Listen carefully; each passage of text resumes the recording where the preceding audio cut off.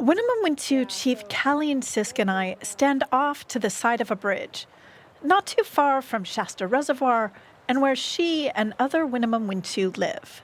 We're on Dry Creek Road at one of the second bridges. We're about 3 miles from the village. In the summer, the bridge passes over a very dry creek bed. But it's December now, and water a few feet deep rushes past. A few months ago, just as heavy rain started up, she was here with her granddaughter. Maya, my granddaughter, we were riding home, and she was right behind me, and I was talking to and the roadway here, from here, this point on, you lose signal. So I pulled over right here to finish my conversation, and she got out to come down to the stream. It was 2021, and at the time, Maya was 5 years old. And so she was at the stream and playing in the... I see water. Yeah, you see the water, and then... Maya yelled out, Salmon! And then she come running up to the car. It's run for salmon. Grandma, it's run for salmon. Run for salmon. The Run for Salmon is an annual 300-mile prayer journey the Winnemem Wintu started the year Maya was born. Its purpose is to call salmon back to these and other waters of this area. At first, Chief Caleen doubted Maya had really seen a salmon. No one had spotted one in this creek for decades. I didn't know it was a salmon, but I was like, yeah, I'm hoping it is. She got out of the car and walked down to the creek. And to come down and see that, in fact, it is a salmon. Chief Caleen and Maya followed the fish a little ways upstream. When they lost sight of the salmon, they came back to the bridge where Maya wanted to play. And so we were playing, and she was in the water there, and here they come downriver. The salmon had turned around. Several had swum back to the bridge to dig spawning nests in the middle of the creek.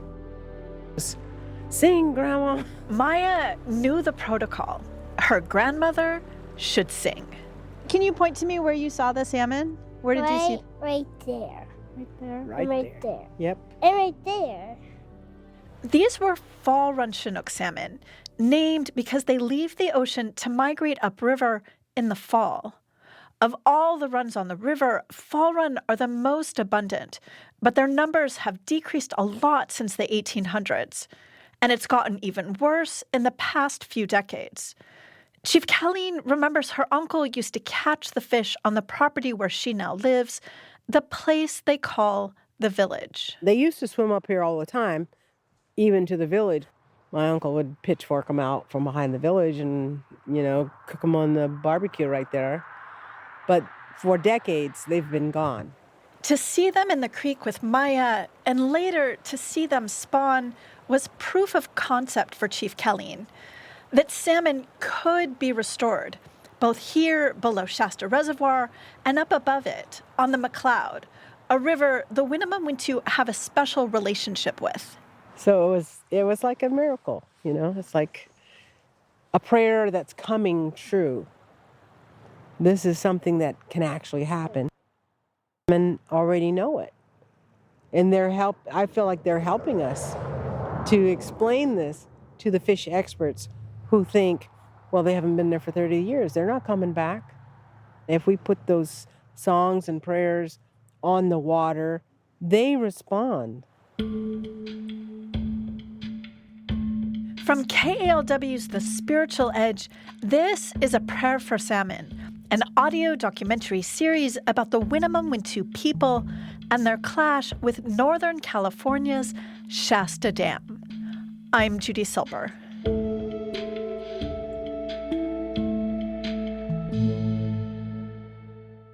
I'm here with Lila June Johnston again. She wrote an anthropology paper with the Winnemem Wintu during her time at Stanford University, and she's also a musician. Hi, Lila. Hi, Judy. So, Lila, all of us think about the future, but there's a big difference in the way most Americans think about the future versus indigenous people. The American ideal has to do with creating technological fixes for our problems. So we're making electric cars, we're thinking about colonizing Mars. Elon Musk, in his futuristic vision, sees people on Mars. Chief Caleen Sisk, in her futuristic vision, sees salmon in the McCloud River basin. And of course, there are no salmon there right now. No, they were blocked by the Shasta 40s. And so her futurism is not about escaping Earth or doing something cool and fancy. In my opinion, it's more about taking care of the Earth that we have and restoring the biodiversity of that life. So a lot of indigenous futurism is ecologically based. How do we ensure that these life systems will be available, not just to human descendants, but even to the children of bears, eagles, the children of salmon? To us, they're people too, even though they're not people. And so we really have our futurism tied up in our responsibility to take care of these things as they take care of us. A lot of indigenous futurism is water. Is there going to be clean water for future generations? Is there going to be water at all? And so I think that these are just, like you said, different ways. One is about, zooming around in electric cars as a Band-Aid, really, our obsession with mastering nature. And the other one is more about how do we protect these languages and cultures that teach our children to live humbly on the earth. Chapter 11, The Return of Salmon. In the future envisioned by the Winnemem Wintu, salmon are once again thriving in Northern California. They want salmon spawning in the McCloud River, where their ancestors lived, up above Shasta Dam, where they have not been since the dam's construction. Seeing salmon in the McCloud again is also a goal of the federal government, though the Trump administration had mostly put reintroduction on hold. But by 2021, planning had picked up. And for the Winnemem Wintu, these conversations felt different. The government was requesting input in a more collaborative way. Chief Caleen told me she was attending a lot of Zoom meetings. We're on a Zoom call, and if it's not with the State Water Board about the fish, it's with NOAA and the U.S. Fisheries and California Fish and Game. With so many meetings, she'd lose track of what each one was about. And it's like, it has one little piece, but it's not that meeting. It's like, oh, okay, wait a minute. Wait, I'm confused. Wait, You're confused? So you're saying, like, sometimes you don't know who you're talking to. Yeah, sometimes it feels like, oh, I need to say this to these guys. And then they'll say, it's like, oh, we're not doing that project. All of these government officials had one goal. They wanted eggs from an endangered population, the winter-run salmon, in the McCloud River. The cold waters could help protect them from drought, which is coming more frequently and for longer periods in California. Their plan to deal with Shasta Dam was to truck juveniles around it. Chief Caleen had opinions about that. Our thing is that we're in favor of the truck and haul for at least a couple years. But after that, she wanted a natural passageway built. It would reroute the salmon around the dam by way of tributaries and creeks. Possibly a tunnel would also be needed for at least a short stretch. But the big idea was to let fish swim on their own out to the ocean and back. This isn't the focus of current government plans. So on those Zoom calls, Chief Caleen is always bringing it up. She also has a different idea about where to source salmon eggs for the McCloud. We are not in favor of using hatchery fish. The government wants to use winter-run eggs from a hatchery. But the Winnemem Wintu... We are pushing for eyed eggs from New Zealand. These are the fish. More than a century ago, eggs from the McCloud and other nearby creeks were shipped to New Zealand. Ever since, the fish have swum in that country's cool mountain waters. The Winnemem Wintu feel an affinity for the New Zealand fish. These are the salmon they want. But the U.S. government has resisted the idea. Instead, they prefer winter run hatchery eggs because the winter run are in trouble. In the spring of 2022, government officials were scared. Again, this was kind of early on in the season, but it was January, February, March. We had on record. Kathy Marcinkevich is an administrator with the National Oceanic and Atmospheric Administration, or NOAA. California was in a drought. A couple of staff and I came out of some really depressing meetings where we saw those projections and said, what we can do. Chinook salmon have a 3-year life cycle. The drought had wiped out winter run eggs for 2 years running. If it happened yet another year, that could be the end of winter run, the end of a salmon population not found anywhere else in the world. The agency realized it had to move fast. They decided to plant adult winter run in the upper part of Battle Creek, a tributary of the Sacramento River. To put them into Battle Creek, where there are cooler waters, and that, got fish into a part of that river that hadn't been there for 100 years. Then they thought about the McCloud River. Could they get fish up there? It would be a year earlier than planned. NOAA officials approached the Winnemem Wintu. We did start talking to the tribe just to say, it's a really bad year. We don't want this run to go out on our watch. We have these other actions. There's one we maybe want to seize this opportunity to try to take. What do you think? And we started the conversations.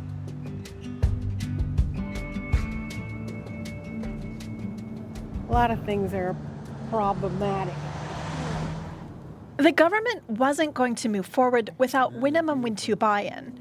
But in May of 2022, Chief Caleen Sisk was still thinking.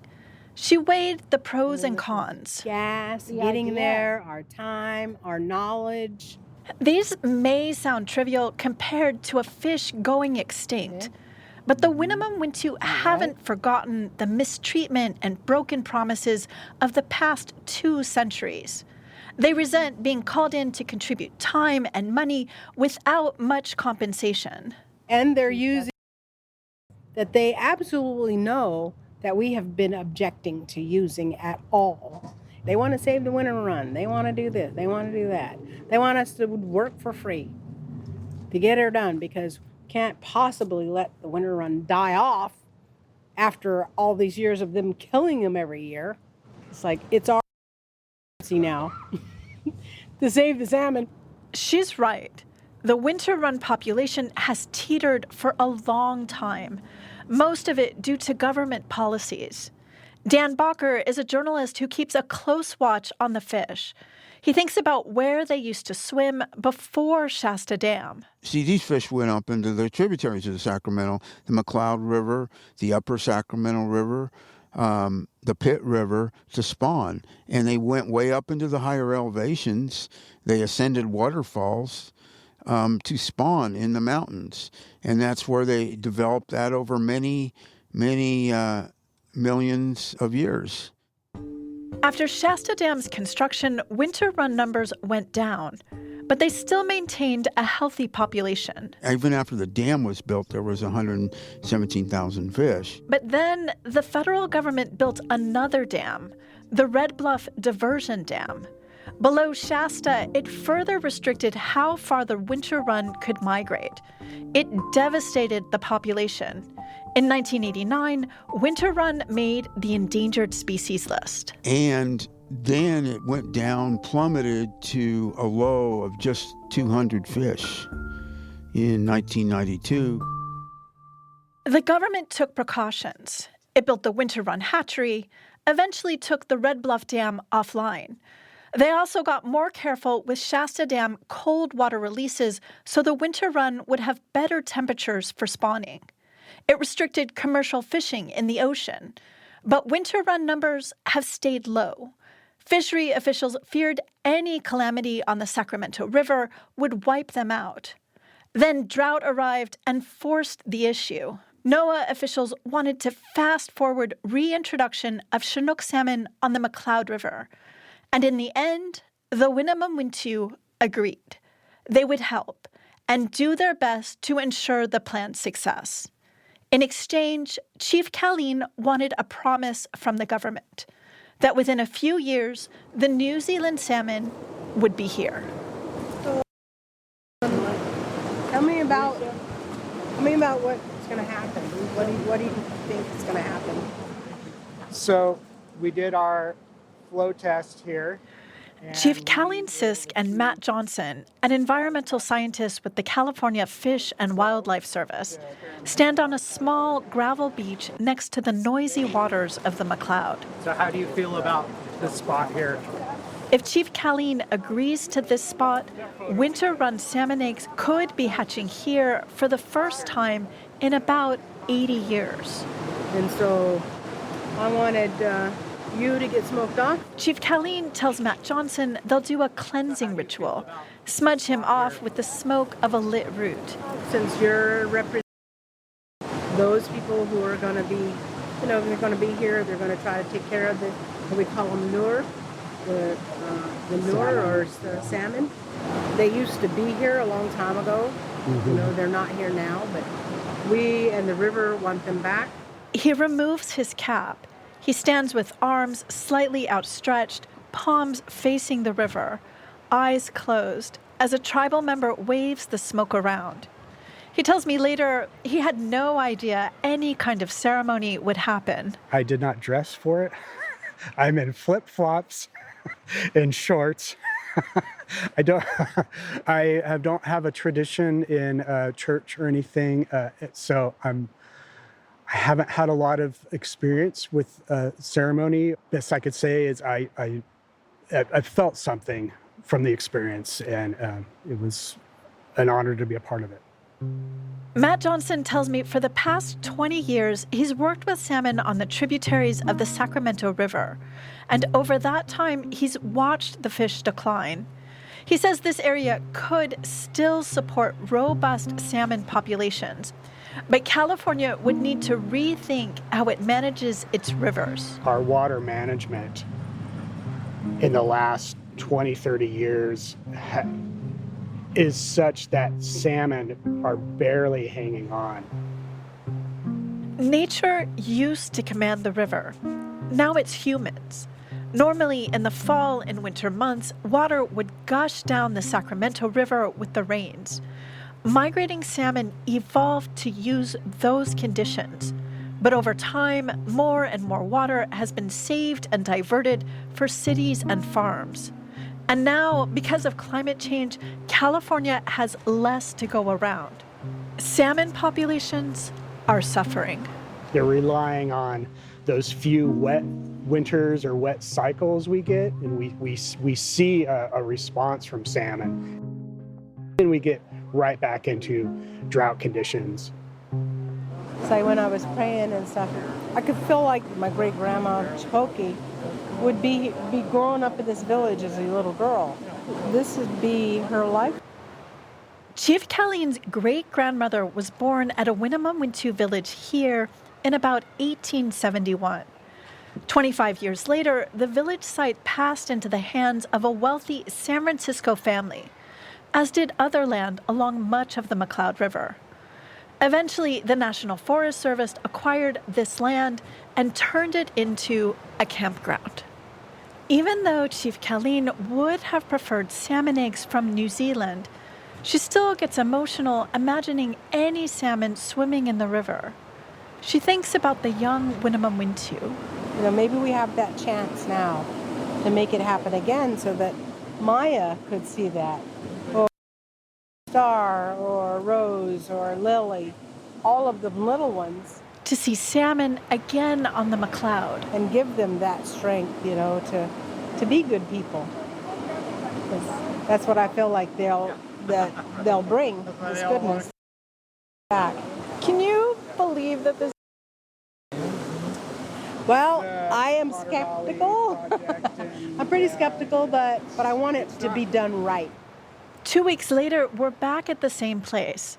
This time, the campground is full, with Winnemem Wintu supporters and biologists from state and federal agencies, all here to see salmon eggs go in the McCloud.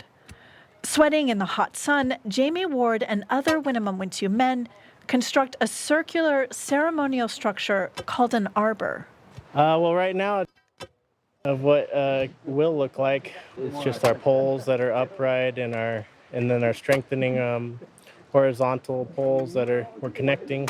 When it's done, they'll light a sacred fire in the center and cover an outer ring of posts with Douglas fir boughs. Not for only shade, but just the whole overall presence of what we're doing here, which is we're going to dance hopefully the beginning journey of our salmon. In just a few hours, winter-run salmon eggs will be placed in incubation barrels down at the river. So that's why it's important for us to lay down a very good ceremony here. Prayers here. David Martinez is an elder in the tribe. He stands watching off to the side. We've got pictures of my grandfather holding salmon. He was 6 foot tall, salmon chest high, and their tail round that he pulled out of the McCloud River.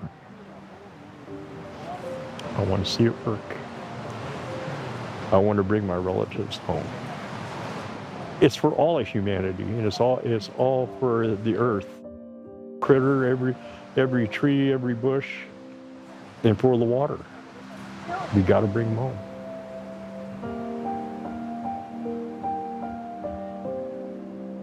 The excitement felt by the Winnemem Wintu is in part fed by a co-management agreement the government is preparing.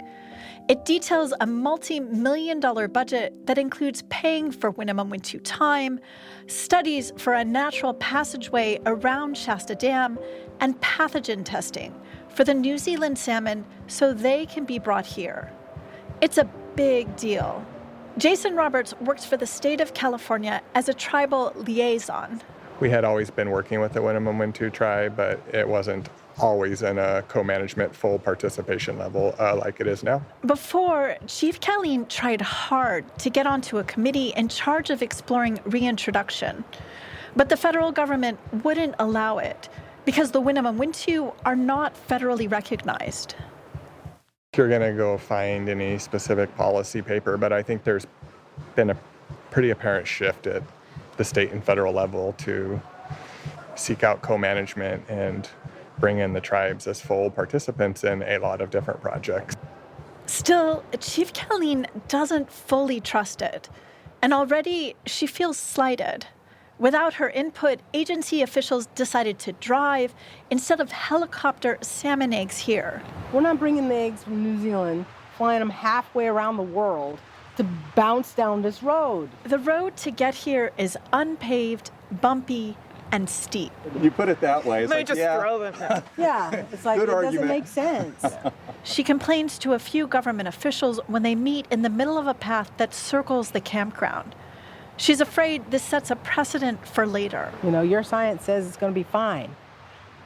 Our spirituality doesn't allow that because your science produced enough fish coming back. We're not trying to stop the project or not trying to, make it difficult. But we do have an obligation and a privilege to these fish. I appreciate you working with us on this, and I hope. What time do you think the eggs are going to be here? So we think that they're on the road now, so we're probably about an hour and a half out. When the winter-run eggs arrive, it's almost anticlimactic. Taylor Lipscomb from the Livingston Stone National Fish Hatchery helps pull a small orange Home Depot cooler from the back of an SUV. So this is a 5-gallon cylindrical cooler with 20 winter-run eggs in it, in water. It could be filled with lemonade. Somehow, I expected more. Early this morning, a small crew at the hatchery counted the eggs out by hand. The eggs are 30 days old and will hatch in about 2 weeks. Near the arbor, the cooler at their feet, Chief Caleen and Taylor Lipscomb talk logistics. And we're going to sing the warrior song, the Hooptonis, for the eggs, the Lindata Nor. We're asking these to become, Lindata Nor means old-time salmon. They remember be those old-time salmon in this water because they haven't been there for 80 years. As everyone watches Chief Caleen's daughter and niece pick up the cooler, step into the center of the arbor, and circle clockwise around the sacred fire. And the intent was to have the sacred bless them. This is the first sacred fire the Winnemem Wintu have had at this village site, likely in over 100 years. And so it was an important thing for us to bring them in. It's like our belief is whatever happens to the salmon happens to us. The young women navigate the steep, narrow trail down to the river. Behind them follow a few Winnemem Wintu children, Chief Caleen and Taylor Lipscomb, the fisheries biologist who brought the eggs. He helps the children scoop the eggs into a camping cup and then empty them into an incubation barrel. From about 200 feet away, a tube carries the river's cold water into a barrel where the sediment can settle out. The clarified water then flows into a second barrel where the eggs will hatch. Once that happens, the baby salmon with the yolk sac still attached will sink down to another tray that's full of gravel. Here, they'll stay and absorb the yolk until finally they're ready to swim out into the river. I would like to ask, come up. In a ceremony that follows, Chief Caleen calls the 10 federal and state agency people here into the center of the arbor. We would like to take you around the fire. We would like to smoke you off so that you see things in a different way after this. Maybe you'll feel things in a different way. In front of the sacred fire, she invites each one of them to speak. It's emotional. These are people who work with the salmon all the time. Personally, my colleague and I salmon below Shasta Dam, and the past decade it's just been bad news after bad news. We've been just monitoring the demise of salmon, and this is one of the few moments that's so inspiring and motivating, so it's good. There's a lot of hope at this ceremony, a lot of imagining what could be. But Chief Caleen knows this is not a fairy tale ending. The work is not done. She turns 70 in a few months, and she's tired. She wants fish in the river and in her lifetime. She wants to know that she set salmon and the Winnemem Wintu on a good path. We're showing the salmon coming back. You see these little people in regalia? They're 5 years old. They have a long way to go. Salmon. And it's going to continue, so you need to deal with us. That's her message to the government, that the Winnemem Wintu's connection to the McCloud and salmon is only going to grow. For the first time in her lifetime, young Winnemem Wintu are seeing salmon eggs on their own river with their own eyes. Chief Caleen says if the salmon can come back, maybe the tribe can bounce back as well.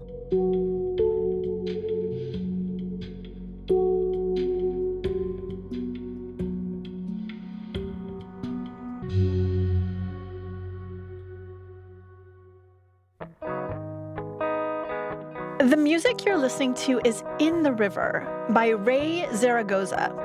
A Prayer for Salmon is a project of the Spiritual Edge at KALW Public Radio.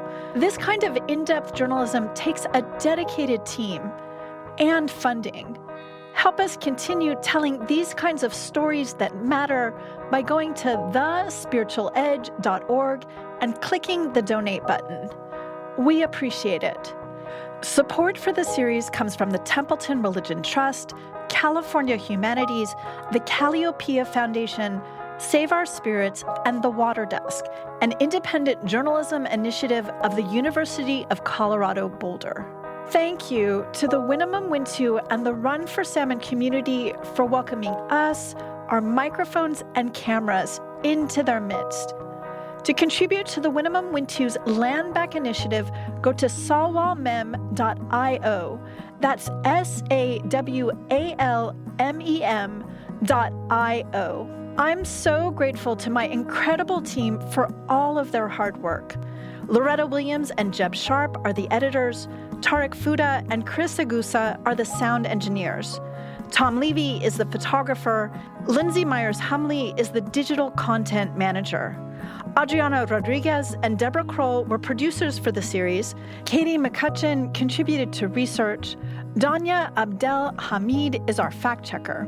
Our advisory committee is Mark Dadigan, Joseph Orozco, Brendan Lindsay, Les Hall, and Michael Preston. Thanks also to Elka Carl for her public relations work, and to Ben Trefny, John Carroll, and Shireen Adel at KALW for their ongoing support. We are so grateful to Lila June Johnston for her insightful commentary. We have lots of beautiful photos from this series. Go to thespiritualedge.org and check them out. You won't be disappointed. We are mindful that The Spiritual Edge is produced on Ohlone and coastal Miwok land. If you live in the San Francisco East Bay, as I do, consider giving at segoritelandtrust.org. Until next time, I'm Judy Silber. Thanks for listening. In the river is our sisters and our brothers. We are camping out for each other.